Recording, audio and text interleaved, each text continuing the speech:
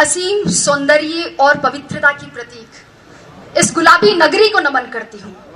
राजस्थान विश्वविद्यालय की वैदिप्यमान प्रतिष्ठा और उसमें आप सबकी शिक्षा के प्रति निष्ठा को नमन करती हूँ।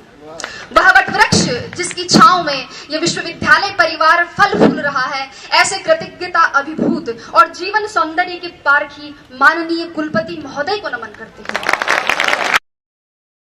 जल से इसे सींचने वाले विद्वत शिक्षक समाज को नमन करती हूँ। राजस्थान विश्वविद्यालय की वैभवशाली परंपरा और गौरवशाली इतिहास और उसमें जन्मी आप सबकी सुनहरे भविष्य की उत्साहित और अनुशासित प्यास को नमन करते हुए नमन करती हूँ उस परम पिता परमेश्वर को जो मुझ में वक्ता बनकर बोल रहा है, आप में श्रोता बनकर सुन रहा है और इस पंडाल के कण कण में विद्यमान होकर इस परम को साकार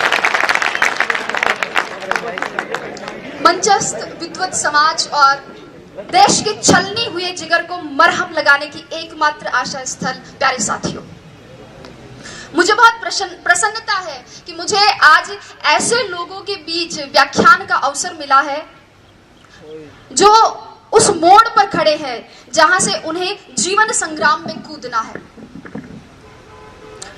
अभी आपके सामने बहुत सारी चुनौतियां और संघर्ष है। ऐसा नहीं है कि आरएस बनने के बाद मेरे संघर्ष और चुनौतियां खत्म हो गए हैं, बल्कि वो तो अभी शुरू हुए हैं, लेकिन उनसे लोहा लिए बिना हम आगे नहीं बढ़ सकते हैं। साथियों, मुझे नहीं लगता कि मैं अपने इन स्नातक अनुजों को कोई मार्गदर्शन दे सकती हूँ या आप में किसी अभूतपूर्व ऊर्जा का संचार कर सकती हूँ, क्योंकि मैं भी आप ही की तरह एक जिज्ञासु विद्यार्थी रही हूँ और पिछले कुछ वर्षों में वही सामने आप ही की तरफ बैठा करती थी जहां आज आप जगमग तारों की तरह इस परिसर को रोशन कर रहे हैं। किंतु मैं इतना जरूर कह सकती हूँ कि यहाँ सिखाए जाने वाले उस श्रम, उस धैर्य, उस मार्गदर्शन, उस शैक्षिक वातावरण, शिक्षकों की विद्वता और अनुशासन के आवरण को यदि जीवन में उतार लिया जाए तो असंभव कुछ भी नहीं है। जैसा कि एक साथी ने कहा था, वैसे ही मेरे साथ में भी यही घटना है। मुझे भी प्रशासन में आने से पहले ये पता नहीं था कि आरएस क्या होता है, वो क्या करता है। स्कूल में साथी लड़कियों ने कह दिया कि हम आरएस बनेंगी, तो मैंने भी 9th क्लास का रिजल्ट आते ही अपने बाल मन में पूरे घर में ये सार्वजनिक उद्घोषणा कर दी कि मैं आरएस बनूंगी। चूंकि पिताजी शिक्षा अधिकारी रहे हैं, इसलिए धीरे धीरे ये पता चला कि हाँ, कोई आरएस होता तो कोई बड़ा अफसर है। किसी ने ताना मार दिया तो आरएस बनना एक चैलेंज के रूप में ले लिया। हम लोग पतंग उड़ाते थे और पड़ोस में एक अगरबत्ती का कारखाना था, वहां बच्चे छत पर अगरबत्तियां बनाते थे। मैं और मेरी बहन वहां गए और वहां जाकर मालिक को कहा कि इनसे काम क्यों करवाते हो, इनको पतंग उड़ाने दो ना। तो अंकल बोले कि तू कौन सी कलेक्टर लग रही है यहाँ पे। मैंने सोचा कलेक्टर कौन सी तोप होता है, और अगर ये कोई तोप होता है तो एक गोला तो मैं भी दागूंगी।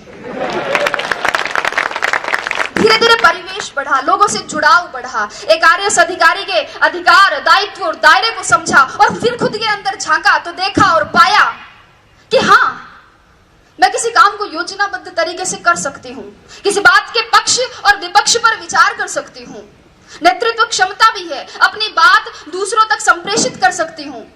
मम्मी और चाची का झगड़ा हो जाता तो उन्हें मना भी लेती हूँ, और दादी का आशीर्वाद तो है ही है। मैं आरएस बन सकती हूँ, मैं आरएस बनूंगी।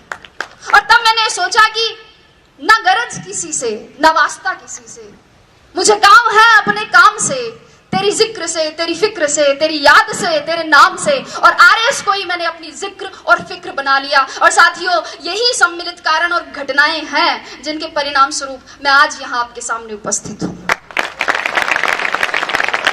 ये सब कहने का मेरा मकसद सिर्फ और सिर्फ इतना ही है कि आप सब ये तय करें कि आप आरएस आईएएस क्यों बनना चाहते हैं, अपना उद्देश्य निश्चित करें। आपके भी आरएस आईएएस बनने के मेरी तरह अनेक कारण और बहुत सारी प्रेरणाएं हो सकती है, लेकिन अब समय ये है कि समय रहते उनको पहचानें।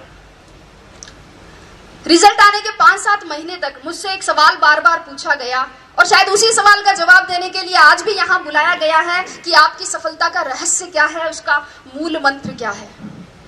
साथियों, और मेरा जवाब हर बार घुमा फिराकर एक ही होता है, परिश्रम, परिश्रम और परिश्रम। लेकिन ये समयबद्ध, सकारात्मक और लक्ष्योन्मुखी होना चाहिए। टॉपर कोई भी हो सकता है, आवश्यकता सिर्फ लगन, मेहनत और धैर्य की है। थोड़ा संक्षेप में बात करते हुए अब मैं आती हूं परीक्षा के विविध स्तरों पर। जैसा कि आप सभी को पता है, परीक्षा के 3 स्तर है। संक्षेप में ही चर्चा करूंगी। प्रारंभिक स्तर पर, प्रारंभिक परीक्षा के लिए एक एक बिंदु की तैयारी के लिए सटीक और स्पष्ट तैयारी की जरूरत है। और यहां नादानी करने का मतलब है अपनी पतंग खुद काटना। वस्तुतः दोस्तों, प्रारंभिक परीक्षा की तैयारी मुख्य परीक्षा के दृष्टिकोण से करनी चाहिए और बिना किसी शॉर्टकट की उम्मीद लगाए करनी चाहिए। जिस व्यक्ति ने कभी हाथी नहीं देखा है, अचानक उसके सामने अगर हाथी आए तो क्या होगा? डर जाएगा। इसलिए आप पिछले वर्षों के, चाहे प्रारंभिक परीक्षा हो चाहे मुख्य परीक्षा हो, पिछले वर्षों के प्रश्न पत्रों का विश्लेषण कर सबसे पहले अपने डर को दूर भगाएं। अक्सर विद्यार्थी इस असमंजस में रहते हैं कि तैयारी कहां से शुरू करें, कैसे शुरू करें। मेरे हिसाब से 9वीं 10वीं की मानक पाठ्य पुस्तकों जैसे एनसीईआरटी बुक्स, इनसे सबसे पहले अपना आधार मजबूत बनाएं और फिर इसके साथ ही किसी एक राष्ट्रीय और राज्य स्तर के समाचार पत्र या और किसी एक मासिक पत्रिका का नियमित अध्ययन करें। जो बिंदु समझ में नहीं आए उन्हें याद करने के लिए नोट्स बना लें और परीक्षा से पूर्व उनका अधिकाधिक रिवीजन करें। ये थी प्रारंभिक परीक्षा। मुख्य परीक्षा की बात करें।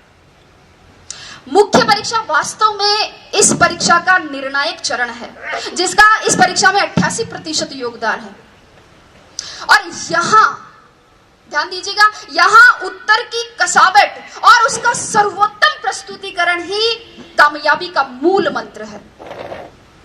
मुख्य परीक्षा से पहले इन प्रश्नों पर विचार करें कि परीक्षा का पाठ्यक्रम किस प्रकार का है, पैटर्न किस तरीके का है, सवाल पूछे जाने का ट्रेंड क्या रहा है, मानक पाठ्य सामग्री कहां से और कैसे मिलेगी, उत्तर लेखन के लिए रणनीति और समय प्रबंधन कैसे करना है, पूर्व में सफल रहे अभ्यर्थियों की क्या रणनीति रही है, कितनी मेहनत जरूरी है, कितनी मूवीज और पार्टियों में नहीं जाना है, कितनी गप्पे एग्जाम के बाद के लिए छोड़नी है, व्हाट्सएप को मोबाइल में कब तक अनइंस्टॉल रखना है।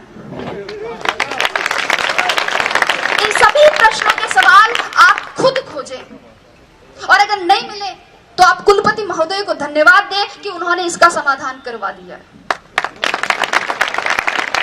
दोस्तों, वास्तव में प्रत्येक अभ्यर्थी, प्रत्येक विद्यार्थी के पढ़ने का तरीका, उसके सोच की गहराई, पारिवारिक परिस्थितियां और समय की उपलब्धता अलग अलग होती है।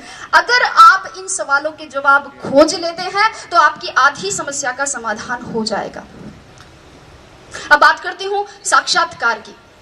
जैसे कि पुष्पा जी ने कहा था कि साक्षात्कार आपके ज्ञान का नहीं अपितु आपके व्यक्तित्व का परीक्षण है। साक्षात्कार में सामान्यतः एक अभ्यर्थी की मानसिक सजगता, ध्यान दीजिएगा, मानसिक सजगता, समीक्षात्मक दृष्टिकोण, नेतृत्व, निर्णय क्षमता, रुचि की विविधता, सामाजिक संगठन की योग्यता, बौद्धिक और नैतिक ईमानदारी और इसके अलावा आसपास की घटनाओं में, आसपास की परिवेश में घटित हो रही घटनाओं में अभिरुचि और दृष्टिकोण की गहन जांच होती है। सभी प्रश्नों का उत्तर देना एक अच्छे साक्षात्कार का प्रतीक नहीं है और कुछ प्रश्नों का उत्तर न देना साक्षात्कार के बिगड़ने का परिचायक भी नहीं है।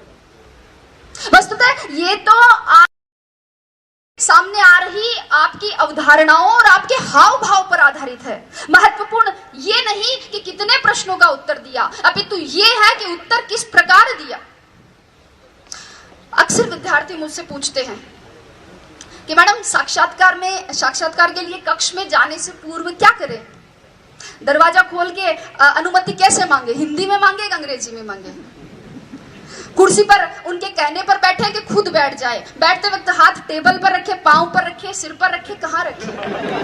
लड़के पूछते हैं कि मैडम टाई लगाए, टाई के साथ कोट भी पहने, क्या शेविंग करें या नहीं करें। और लड़कियां भी पूछती है कि साड़ी पहने, सूट पहने तो मैचिंग का ब्लाउज पहने, क्या मैचिंग की nail polish, sandal, earrings, purse, bangles, blah blah ब्ला।